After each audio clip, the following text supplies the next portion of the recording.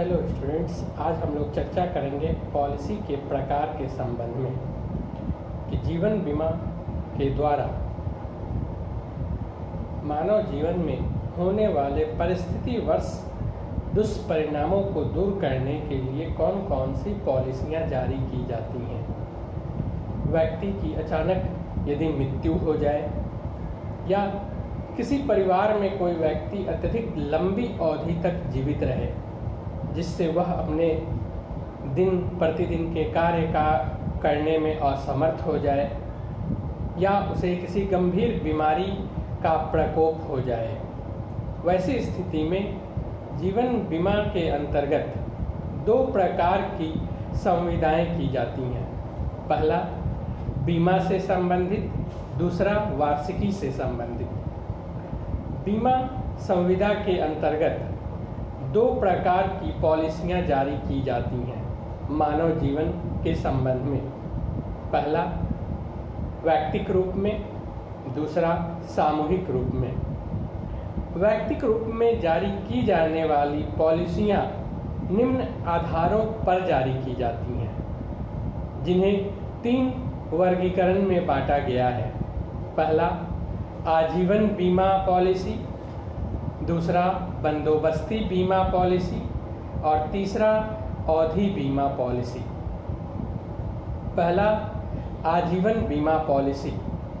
इस पॉलिसी के अंतर्गत धारक द्वारा पॉलिसी लेने के पश्चात धारक को केवल उसके जीवन भर सुरक्षा का आश्वासन दिया जाता है। धारक का यह कर्तव्य होता है कि वह पॉलिसी के संबंध में तय किया हुआ प्रतिफल स्वयं के जीवन भर भुगतान करता रहे और तब यदि उसकी मृत्यु हो जाती है तो उसके वैध उत्तराधिकारियों को या उसके द्वारा नाम निर्देशित व्यक्ति को कर्ता के द्वारा भुगतान किया जाता है। धारक को इस प्रकार की ली जाने वाली पॉलिसियों पर एक भी राशि का भुगतान नहीं किया जाता है। आजीवन बीमा पॉलिसी के अंतर्गत 4 प्रकार की पॉलिसियां जारी की जाती हैं। पहला साधारण आजीवन पॉलिसी, दूसरा सीमित समुदाय आजीवन पॉलिसी, तीसरा परिवर्तनीय आजीवन पॉलिसी और लास्ट परिवर्तन से संबंधित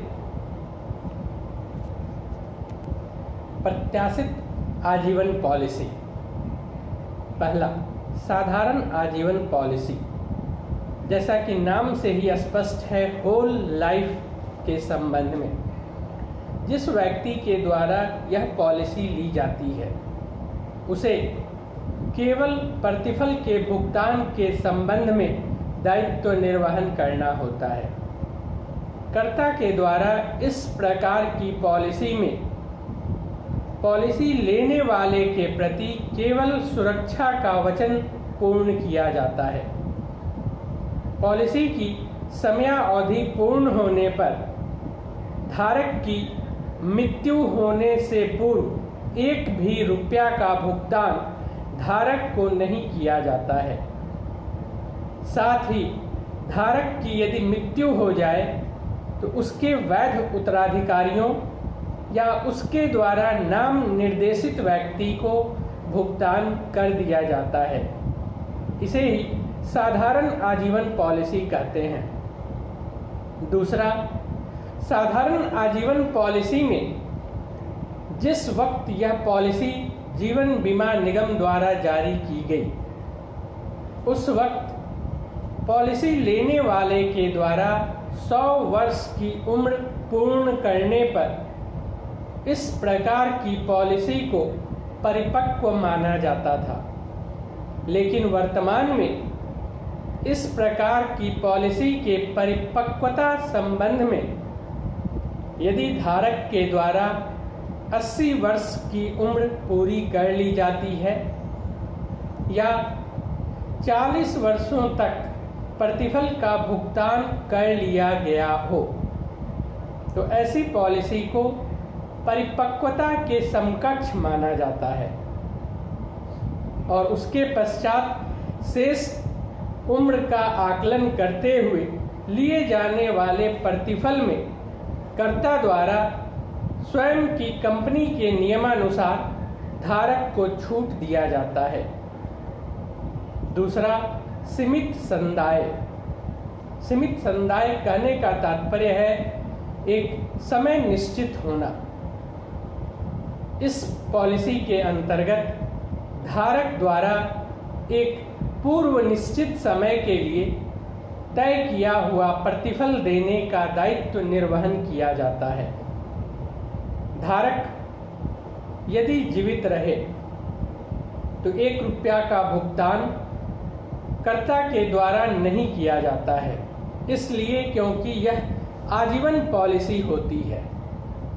जब तक धारक जीवित रहेगा उसे सुरक्षा प्राप्त होती रहेगी और धारक की मृत्यु पश्चात कर्ता धारक के वैध उत्तराधिकारी को भुगतान करने हेतु बाध्य होता है।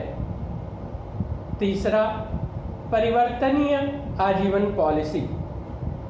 इस प्रकार की पॉलिसी लेने वाले व्यक्ति के द्वारा पॉलिसी की समयावधि 5 वर्ष पूर्ण होने के पश्चात उसे यह विकल्प प्राप्त होता है कि वह स्वयं के द्वारा पूर्व में ली गई पॉलिसी का किसी अन्य अवधि की बंदोबस्ती पॉलिसी में उसे परिवर्तित करा ले। ससमय इस प्रकार के विकल्प का प्रयोग धारक द्वारा नहीं किए जाने पर नहीं करने की स्थिति में उसे स्वयं के जीवन भर, जब तक वह जीवित रहे तब तक जिसकी अधिकतम आयु 70 वर्ष निर्धारित की गई है, उसे प्रतिफल का भुगतान करना अनिवार्य होता है। और लास्ट है प्रत्याशित आजीवन पॉलिसी। इस प्रकार की पॉलिसी के अंतर्गत धारक द्वारा स्वयं के जीवन पर्यंत पॉलिसी पर तय किया हुआ प्रतिफल का भुगतान किया जाता है और तत्पश्चात एक निश्चित समयावधि पर धारक के द्वारा एक निश्चित राशि प्राप्त की जाती है और शेष राशि के संबंध में उसकी मृत्यु पश्चात उसके नामांकित व्यक्ति को या उसके वैध उत्तराधिकारी को कर्ता द्वारा भुगतान कर दिया जाता है। दूसरा, बंदोबस्ती पॉलिसी, एंडाउमेंट, जिसे आप एंडाउमेंट पॉलिसी कहते हैं। एंडाउमेंट पॉलिसी, जिसे बंदोबस्ती पॉलिसी भी कहा जाता है, धारक के द्वारा ली जाने वाली इस प्रकार की पॉलिसी में पॉलिसी की समयावधि निश्चित होती है, जिसके कारण पॉलिसी की परिपक्वता अवधि या पॉलिसी की समय अवधि पूर्ण होने पर कर्ता द्वारा भुगतान किया जाता है। धारक जीवित हो तब धारक को और धारक की मृत्यु होने पर उसके वैध उत्तराधिकारी या उसके द्वारा इस प्रयोजनार्थ नामांकित व्यक्ति को कर्ता के द्वारा भुगतान कर दिया जाता है। बंदोबस्ती पॉलिसी के अंतर्गत 6 प्रकार की पॉलिसियां जारी की जाती हैं। पहला, साधारण बंदोबस्ती पॉलिसी। दूसरा, सीमित संदाय पॉलिसी। तीसरा, संयुक्त बंदोबस्ती पॉलिसी। नेक्स्ट, दुगुना बंदोबस्ती पॉलिसी। नेक्स्ट, शुद्ध बंदोबस्ती पॉलिसी। और लास्ट, विलंबित बंदोबस्ती पॉलिसी। पहला, साधारण बंदोबस्ती पॉलिसी।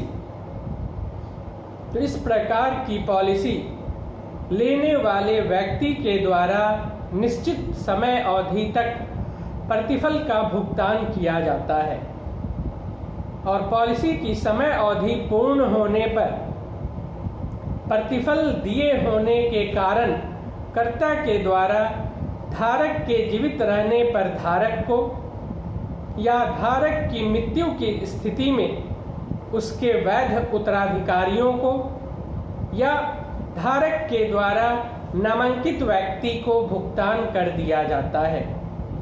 दूसरा, सीमित संदाय, जिसमें समय निर्धारित हो। इस प्रकार की पॉलिसी लेने वाले व्यक्ति के द्वारा समय निर्धारित होने के कारण एक मुश्त प्रतिफल देने का भी विकल्प प्राप्त होता है और एक मुश्त भुगतान करने के कारण निर्धारित समय से कम समय का प्रतिफल एक बार में दे देने के कारण धारक के द्वारा प्रतिफल के भुगतान के दायित्व से मुक्त होने का उसे विकल्प प्राप्त होता है। निश्चित समय सीमा के अंदर प्रतिफल का भुगतान कर देने के कारण समयावधि पूर्ण होने पर धारक के जीवित रहने पर धारक को और धारक की मृत्यु की स्थिति में उसके वैध उत्तराधिकारियों के प्रति भुगतान का दायित्व कर्ता को अधिकृत करता है। तीसरा, संयुक्त बंदोबस्ती पॉलिसी। इस प्रकार की पॉलिसी किसी एक व्यक्ति के लिए जारी नहीं की जाती है। संयुक्त अर्थात दो व्यक्तियों का एक साथ पॉलिसी लेना, और इस प्रकार ली गई पॉलिसी में दोनों व्यक्तियों के द्वारा संयुक्त रूप में मिलकर पॉलिसी पर दिए जाने वाले प्रतिफल का भुगतान किया जाता है। पॉलिसी की समयावधि पूर्ण होने पर दोनों व्यक्तियों के जीवित रहने पर संयुक्त रूप में या किसी एक व्यक्ति की मृत्यु हो जाने की स्थिति में दूसरे जीवित व्यक्ति को कर्ता के द्वारा भुगतान कर दिया जाता है। इसे ही संयुक्त बंदोबस्ती पॉलिसी कहते हैं। इसके बाद दुगुना बंदोबस्ती पॉलिसी। दुगुना कहने का तात्पर्य है इसे साधारण बंदोबस्ती पॉलिसी और शुद्ध बंदोबस्ती पॉलिसी का सम्मिश्रण माना जाता है। साधारण बंदोबस्ती पॉलिसी के समान इस प्रकार की पॉलिसी लेने वाले व्यक्ति को मृत्यु होने की स्थिति में समय अवधि पूर्ण होने पर उसके वैध उत्तराधिकारियों को या नामांकित व्यक्ति को कर्ता के द्वारा भुगतान कर दिया जाता है और पॉलिसी की समयावधि पूर्ण होने के पश्चात यदि धारक जीवित रहता है तो उसे बीमित राशि से दोगुनी राशि कर्ता के द्वारा भुगतान की जाती है। इसीलिए इसे दुगुना बंदोबस्ती पॉलिसी भी कहा जाता है। नेक्स्ट, शुद्ध बंदोबस्ती पॉलिसी।